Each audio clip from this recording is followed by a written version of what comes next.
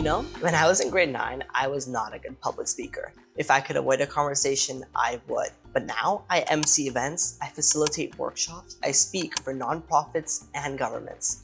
And it's all thanks to Results Canada. My name is Adil. I'm a high school student based here in Mississauga, Ontario, and I'm the co-lead for the National High School Group at Results Canada. Results was actually the first place I ever volunteered. I found them in grade 9 at a virtual volunteer fair. And to be honest, I just needed my hours. But then I found this community working to end extreme poverty, and something clicked. I started showing up to meetings, and here we are 3 years later. What makes Results unique is that volunteers are handed real responsibility. You're not just given one small task and then sent home. You choose what you want to work on, whether that's writing letters to the editors, meeting with members of parliament, or working on the campaign. You're taught how policy works and are actually able to change it. Results Canada completely changed my life. Back in grade 9, I was introverted and quiet. If you told me I would be hosting a Q&A with 5 different members of parliament, I wouldn't believe it. But that's exactly what happened. Through Results Canada, I started writing letters to the editors, or LTEs. I learned that these are actually amazing tools for advocacy, and decision makers actually read and consider them. My group leader taught me how to write my first one, and when it was published in a newspaper, it was like a jolt of pure adrenaline. Now, I have 12 published. I even learned enough French so I can translate mine for French-based papers. I didn't just want to Google Translate it and have it sound bland. So I sat down and learned how to translate my own advocacy into French. The biggest leap was with MPs, members of parliament. I started by emailing the Prime Minister, received no reply. I emailed my own MP, barely got anything back, but I kept going. Then this year I hosted the Young Canadians Parliament with Children First Canada. And I was the one leading the conversation, asking questions and sharing our results campaign, with 5 MPs in the room, including Elizabeth May. One of them even said, "Email me after, let's follow up."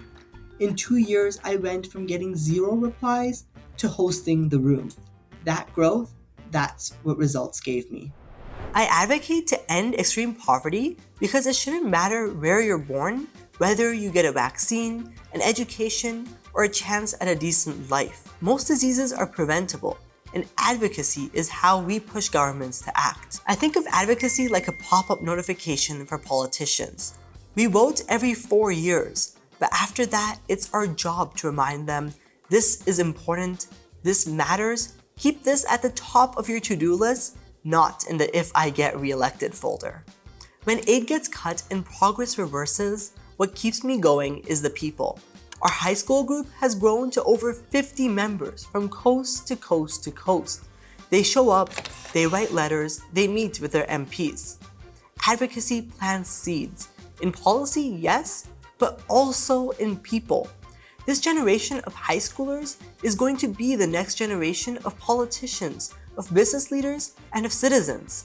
And they're already informed, they're already engaged, and that gives me hope.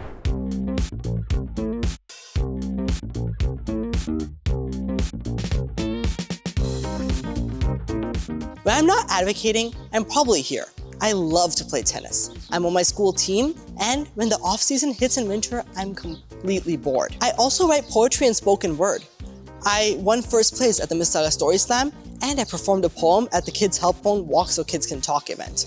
Words can bring people together, and that's something Results taught me. School presentations are easier. Leading a room is easier. Even just slowing down and genuinely talking to someone, I learned that through advocacy. Results was my starting point. Everything I do now, the public speaking, my own organization, Dr. Interested, the policy work, started from a grade 9 kid who just needed volunteer hours and found a community that changed his life.